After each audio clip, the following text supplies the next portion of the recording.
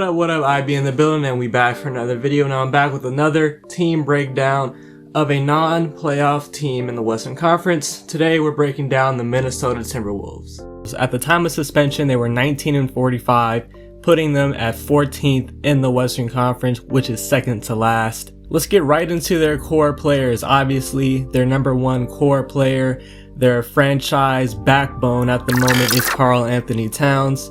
This year, he put up 26 points per game, 11 rebounds, about 4 assists on 64.2 true shooting percentage, which puts him at 5th in the entire NBA. So strengths of Karl-Anthony Towns: he is an elite offensive talent. I mean, and I say that, and I think he really could be one of the best scorers in the league in about 3 to 4 years. He has it all in a 7-foot athletic body. He can score inside through posting up. He has a bevy of post-up moves.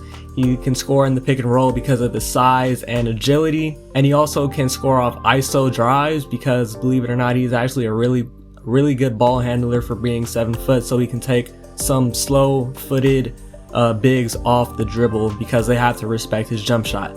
From 0 to 3 feet, he's finishing at a 72.1% clip. And from outside, Karl-Anthony Towns is a problem, especially in pick and pop situations.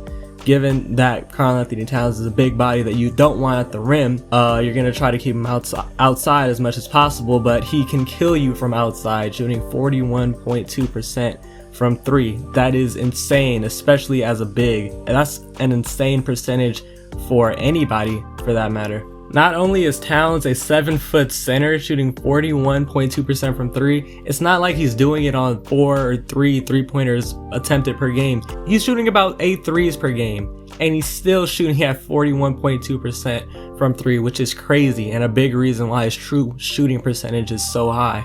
Also, Towns is tremendously efficient for the new age NBA that is kind of gravitating away from the mid-range shot, that shot from not in the paint but not behind the three-point line, that type of shot. Towns doesn't take many of those types of shots. Only 7.9% of his shots come from 10 feet to in front of the three-point line, and that is the hallmark of efficiency in this new age NBA. He's also improved as a playmaker at the center position. I'm not saying he's a Nikola Jokic, but his assists are at 4.4 assists per game, which is great for a center, and it's impressive given that he's playing for a hapless Wolves team that is 3rd worst in field goal percentage and 3rd worst in three-point percentage. So the fact is that he's able to get assists for a team that can't hit their shots is remarkable for Towns. His offensive impact can be seen in the Wolves' rating with Towns on the floor. They have a 12-point better offensive rating with him on the floor. And Towns is a solid rebounder. He is the 10th best defensive rebounder in the entire league. Now, when we get into weaknesses, the main major concern of Towns' game that's kind of always been there, it's his defensive prowess. Starting with defensive rating, the Wolves have a 7.9 better defensive rating with Towns off the floor, and that can be attributed to many situations on defense. Number one, his pick and roll defense. It needs a lot of work in terms of defending in space. As a big in pick and roll defensive situations, you have to try your best to corral or get in front of the ball handler, and at the same time take away a lob attempt from the ball handler to the roller, and Towns just isn't really efficient or effective at doing that. It's kind of troubling to see Towns attempt to defend in space, and part of that is it seems like whenever I watch him, he bites on every single fake. Either it's a head fake from the ball handler to get him up in the air and then go up with a shot after, or it's a fake pass that Towns will bite on, and he's got to work on that. Backline defense, being the center, you are the last line of defense, and Towns kind of struggles there in terms of communication, trying to call out who needs to switch where, calling out backdoor cuts. Towns just isn't much of a defensive leader at the moment. He himself, in terms of switching, he doesn't really provide a plus there. And rim protection, it's not like he's swatting everything inside. He's only getting 1.2 blocks per game. And Towns, in terms of rim protection, he just seems slow to getting towards help side defense when the perimeter defender gets beat off the ball, it seems like he's just slow to contest the shot, and he's more content with just seeing him go past and staying side by side with his big instead of trying to make the perimeter guy make a decision either to go up or drop it off to the center. Towns doesn't really force that action. So yeah, all the weaknesses I spoke on of Towns were on defense. The only weakness of Towns that I see on offense is that even though he is a big that shoots 42% from 3, which is crazy on a high clip, I still do want him to take a couple more shots from 0 to 3 feet at the rim, because when you're as skilled and dominant as Towns, I think honestly at least 40% of your shots should be coming from 0 to 3 feet, and only 32.8% of his shots come from 0 to 3 feet. Now a lot of that is because the Timberwolves defense, in order for them to be, the Timberwolves offense, in order for them to be efficient in the slightest meaning of the word, it required Towns to space the floor as much as possible, because a lot of times he was the only plus shooter on the floor. With the additions of D'Lo and Malik Beasley at the trade deadline, it seems like Towns will be able to bang down low from 0 to 3 feet more, whether it's in the post or in pick and roll options, because Malik Beasley and D'Lo provide a lot more spacing than Towns has ever played with. So I expect his field goal attempts from 0 to 3 feet to go up as the new trio play with each other next year. Next, let's get into the point guard that the Timberwolves traded Wiggins, the former #1 pick, for, D'Angelo Russell. This year on the Warriors and Timberwolves for a bit, he averaged 23 points per game, 6 assists, 4 rebounds on a 55.3 true shooting percentage. Strengths. Now, #1 strength by far, his friendship with Towns. That might be the deal breaker that makes Towns stay in Minnesota. So that might be the most important reason why D'Lo is in Minnesota. Getting into his actual game, playmaking. He's improved since his Lakers days. When he came into the league, it was unsure. Everybody was really unsure if he could really be a lead guard or if he was more of an off guard that really liked to shot create for himself instead of playmake for others, but he has improved his playmaking greatly since his Laker days. Now getting into his shot creation, the shot creation part of his game, that is a strength of his because he is very crafty. D'Lo knows he's not the most athletic player on the court most of the time, so he's really crafty in terms of his shot selection and shot making ability. He has a good floater game, and he's able to create from mid-range using a lot of hesitations and pull-ups that may seem a bit unorthodox, but it's natural for D'Lo because he's had to use those type of shots his entire career to get open. Speaking back to his shot creation ability, only 24.3% of his two-pointers were assisted on this year, and only 53.8% of his three-point field goals were assisted on this year. I want to get back to his mid-range scoring from 3 to 10 feet, which is your floater range. He shoots 44%, which is a decent to good percentage. From 10 to 16 feet, he's shooting 50%, which is a good percentage. And from 16 to 3 feet, he's shooting 40.7%, which is a pretty good percentage. Another strength of D'Lo is his height. That is his main strength that he can use on defense because he can use his height on defense to contest shots against smaller point guards that a smaller point guard wouldn't be able to contest. D'Lo is 6'5", so he needs to use that 6'5" frame to his advantage because as we get into weaknesses like Towns, a lot of his weaknesses fall on the defensive side of the ball. Yeah, D'Lo's perimeter defense is lacking because he's just not laterally quick, so he gets blown by a lot of smaller guards, and he just simply is not good on the perimeter. A lot of that is due to his lack of athleticism on the NBA level, but I don't know how any other way I can say it. He's simply not good on the perimeter. Like I said, he's not overly athletic, and that weakness can be exploited when he is on offense because he can be kind of slowed down when he's being guarded by an athletic defender. His efficiency is kind of a weakness because though he is taking hella threes, 50.9% of his shots came from the 3-point line, most of his twos come from that tough mid-range range.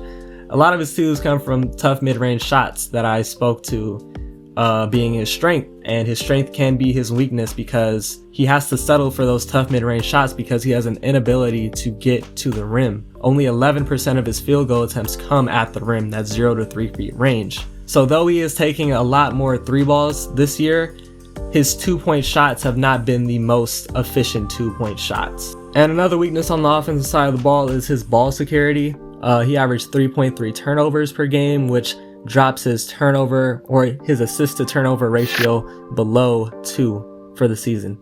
The next core player I want to talk about is another player that was recently traded to Minnesota at the trade deadline to kind of form the new quote-unquote big three for this team, Malik Beasley. Now for Malik Beasley, I'm only going to count his stats for when he played on Minnesota, which is a small sample size, I know, but we're not evaluating the Malik Beasley we saw in Denver because their roles are entirely different. For the small sample size of 14 games, Malik Beasley in Minnesota averaged 21 points, 5 rebounds, and 2 assists on a 59.1 true shooting percentage.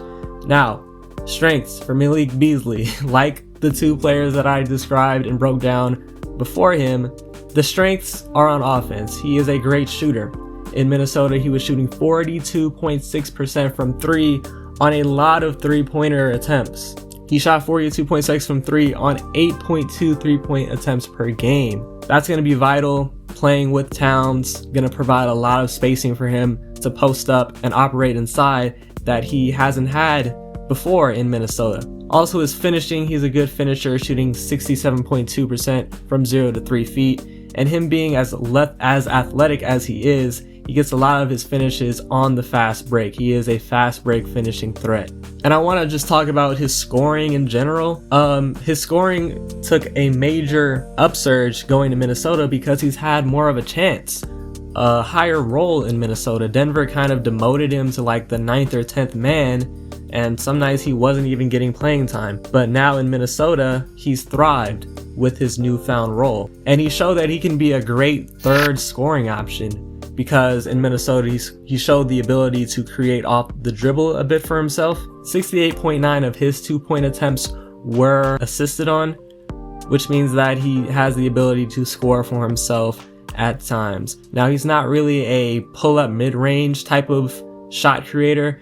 Normally when he's creating for his own shot, either he uses a screen and pulls up from 3-point land, or he attacks all the way and finishes with a layup or a dunk. Another strength is his offensive fit. Malik Beasley will be able to provide 16 to 20 points per game with D'Lo and Towns without having the ball in his hands that much. He will get a lot more catch and shoot or catch and drive opportunities playing off the two stars. From kickouts from Towns in the post, Towns has shown the ability to find the open man this year, and when Towns gets doubled or gets hedged on, he'll be able to dot Malik Beasley for a wide open 3 or a wide open catch and drive look, or dimes to the corner off the pick and roll from D'Lo. Same thing, Malik Beasley will either be able to catch and shoot or catch and drive. When a closeout defender closes out too hard, Malik Beasley has shown the ability to create for himself and attack hard closeouts. Now, again, I may sound like a broken record, but weaknesses. Defense. Minnesota's defense with Malik Beasley on the floor was 121.3. That was their defensive rating with Malik Beasley on the floor, which would be the worst in the entire league. And they had a 9.9 better defensive rating with him off the court. Having said that, I do think he has potential on that side of the ball due to his size and athleticism, and him just simply getting a lot more playing time, more than he ever got in his 3 years in Denver. Next player I want to talk about is Josh Okogie. He is a second-year player. This year he's averaging 8.6 points per game, 4.3 rebounds, a steal a game on 55.3% true shooting. Now the strengths. Unlike the 3 players I mentioned before him, Josh Okogie has a strength on the defensive side of the ball, and that's his major strength. That's the reason for his increased minutes this year and a reason for his importance on the team for the future. Like I said, the core 3 trio, the quote-unquote big 3, they're all offensive players, and they're going to need all the defensive help around them that they can get. Josh Okogie always guards the best player on the perimeter for this Minnesota team, but when Robert Covington was there, they kind of shared some of the role when Covington was playing at the small forward position. Yeah, Josh Okogie is a really, really great, I'll say he's a really, really good defender, with the potential to be a great to elite perimeter defender. And I speak of all NBA, or no, not all NBA, all defensive type of potential. He fights over screens really hard, and he's really disruptive. Per 100 possessions, he gets 2 steals per game. Okogie is a good athlete. A lot of his buckets coming inside come off of baseline cutting or running the fast break, or just simply catching in a lob opportunity. His field goal percentage, free throw percentage, and corner 3-point percentage has improved. That can be attributed to him being a year older in the NBA with experience, taking more shots, not more shots, smarter shots. And the fact that his free throw percentage and corner 3-point percentage improved, in my eyes, that shows promise for him to improve his 3-point percentage in general, because he shot 34.8% on corner threes, and that's really the shot that you need to be a lethal 3-and-D player. Also, he's still young. This was only his second year in the league. He decreased the percentage of his assisted on 2-point field goals, while his 2-point field goal percentage increased.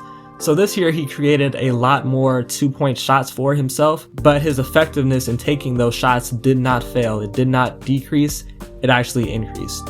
So hopefully that is another thing that shows his potential as a 3-and-D wing. Now, finally, let's get into weaknesses. Josh Okogie, we know he's not going to be a star in this league. He's really just going to be a role player. His potential is a 3-and-D player. And in order to be a 3-and-D player, you just can't have the second part of that name. You have to have the 3 ball. And this year, he just does not have it. He didn't have it last year. This year, his 3-point percentage actually decreased. Last year, he shot 27.9% from 3-point land, but this year, he shot 26.6%. Even though his corner 3-ball percentage increased, his 3-point shot in total at all of the spots around the perimeter decreased. And in my opinion, if he can unlock that 3-point shot, that could really unlock his game, and that will be a staple for him getting minutes on this Minnesota team. The final core player I want to talk about is Jarrett Culver. He's a rookie this year out of Texas Tech. This year he averaged 9.2 assists per game, 3.4 rebounds, 1.7 assists on 46.7 true shooting percentage. Now, strengths, like Josh Okogie, I see a lot of strengths in Culver's game on the defensive side of the ball. His defense this year and his defensive potential. The Wolves were a 2.1 better defense with Culver on the floor. Now, I don't want to give him that much credit because the starting lineup in general for this Minnesota team was trash. So the bench really stepped it up in terms of defensive rating. And Jarrett Culver was a part of that bench unit for, I think, half of the season. He did start a bit. He started 35 games out of the 63 that he played. So, you know what? I can give Jarrett Culver credit for having that high of a defensive rating because he played a lot of minutes with that trash ass starting lineup on defense. So I will give him credit for that. He averaged 1.8 steals and 1.2 blocks per 100 possessions. And why I speak to his defensive potential is because he was a great defender at Texas Tech in college, and he played in a defensive system. He has good enough size to either play the shooting guard or small forward position. Another strength is his shot creating potential. He showed a bit of that in his second year at Texas Tech, and he showed some of that this year. Only 39.6% of his twos were assisted on, meaning most of his points were coming off of his own creation. Now, I don't think that is as important for him playing in the starting lineup. Maybe that could be important for him as a potential 6th man for this team going forward, but we'll have to wait and see. And then obviously another strength is that Jarrett Culver is young. It's only his rookie year. He struggled this year, but he has a lot more time ahead of him. Weaknesses for Jarrett Culver. Shooting in general. Like I said, his true shooting percentage was 46.7%, and that was atrocious. Mainly because of his 3-point percentage and his free throw percentage. His field goal percentage wasn't bad as a rookie. He shot 40.4% from the field in general. But from 3, he shot 29.9%.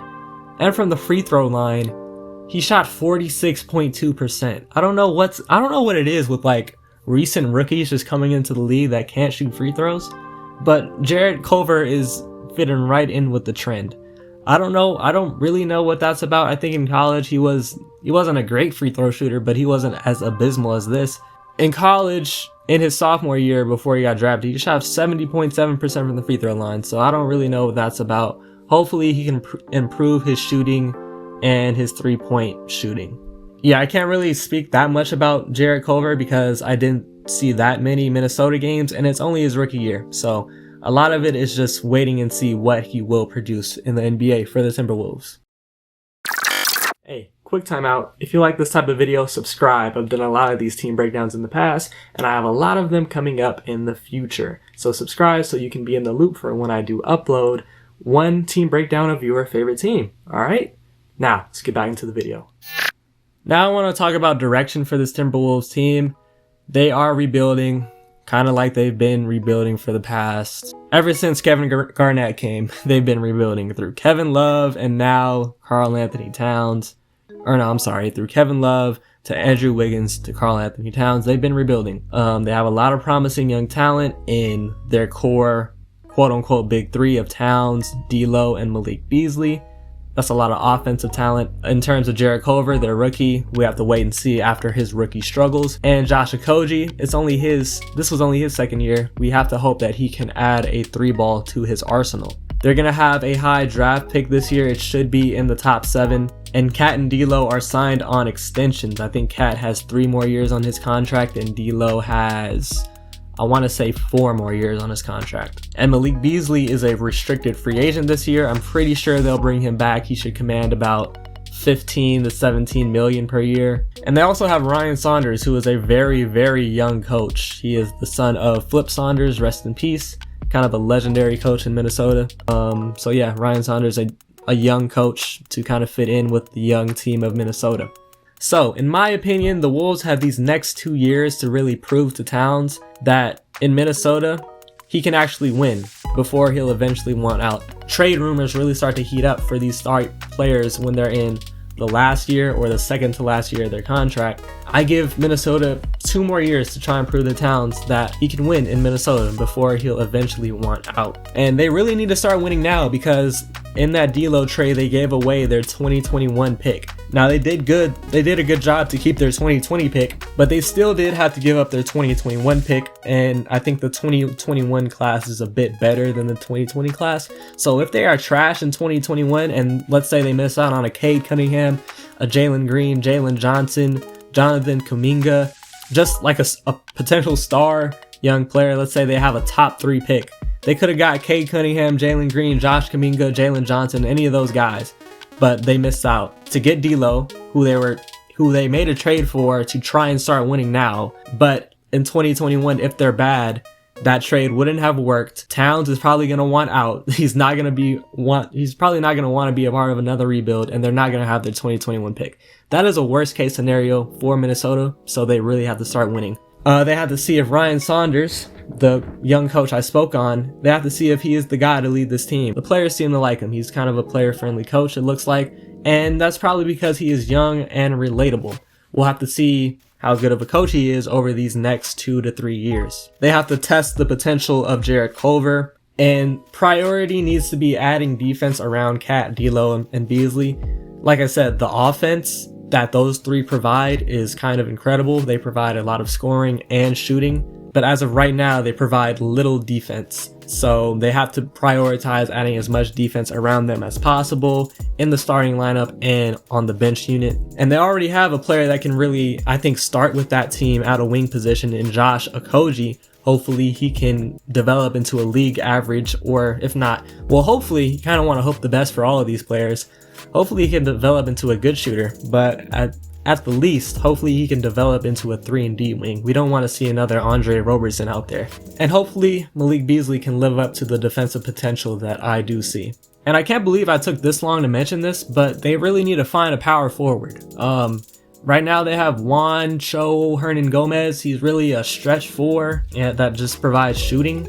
That's not going to work next to Karl-Anthony Towns. You need a defensive, you need to find an all-purpose power forward that's mainly defensive oriented. Like Jeremy Grant would be pretty good. Paul Millsap would be pretty good. Those are the 2 players that off the top of my head are free agents this year. I can't think of any others, but you get what I'm saying. Like that type of glue guy power forward that Draymond Green type of role. Maybe you don't need as much playmaking for the power forward position as Draymond Green would provide, but you just got to find somebody that can provide defense at that power forward position next to Towns. And if you can't get that through free agency, maybe you can get that through this year's draft. The power forwards that I think will be in the top 10 are Obi Toppin and Onyeka Okongwu. Now, Obi Toppin is more of a high level type of athlete, type of scorer. Like you've seen his dunks in college, and he can shoot. I think he shot like 37% from 3 in college. I don't know much about his defense. I think it's solid. I haven't heard many people kind of shit on his defense, but I think the prospect to mainly look at is Onyeka Okongwu, who is, I think he's been heralded for his defensive prowess and potential. He's a big body power forward. I think he's like 6'9", 240, so he's chiseled, but he doesn't really shoot the ball. That may kind of sabotage all the shooting potential that I was talking about in adding shooting outside of town, so he could bang down low. If you add Onyeka Okongwu who can't shoot, that kind of fucks with the spacing. But if you can maybe view Onyeka Okongwu as a project player that you can develop a 3-point shot for, his defense will be enough to kind of overcome maybe him shooting 33% from 3. If you can get Onyeka Okongwu to shoot 33% from 3, mainly off corner threes, if you think you can do that, I think you go after him. I think he'll fall to like number 6 in the draft, and that may be around where Minnesota is. So I think the main guy to go after would be Onyeka Okongwu. And also, Cat himself needs to buy in on the defensive side of the ball and commit himself to that side of the ball, because as a general manager, as a coach, you can do as much as possible to add personnel and game plan around Cat's defense, but at the end of the day, the player himself has to buy in and recognize their weakness and not just be steady with being a below average defender and an elite offensive weapon. That kind of thing happened with James Harden. He was known as an offensive weapon and a meme, just a meme on defense that provided little effort or plus on the defensive side of the ball. And he turned himself into a player that could defend switches in terms of switching onto a low post player. He is a good low post defender if you look at the stats. James Harden turned himself into that, and he actually started trying on the perimeter defense. He became a disruptive defender in terms of steal numbers. So yeah, James Harden was a player who was able to overcome his defensive lapses while being an offensive threat, one of the most lethal offensive threats the league has ever seen. And he turned himself into an average to above average in terms of production and impact player on defense. Cat has that same type of offensive potential in terms of being an elite offensive weapon. Hopefully he can try to kind of transform his game on defense to where he's not a total pushover when a perimeter defender gets inside. In terms of what the Minnesota front office can do, maybe they can add a veteran big man to kind of help him on the side of the ball. I mean, they already had Kevin Garnett in his last, 2 years in the league on Minnesota. Then they had Taj Gibson, who's kind of that defensive power forward. So I guess it hasn't worked thus far. Honestly, a lot of it just comes back down to Cat. How much does he want to improve on that side of the ball? And how much does he want to win in Minnesota?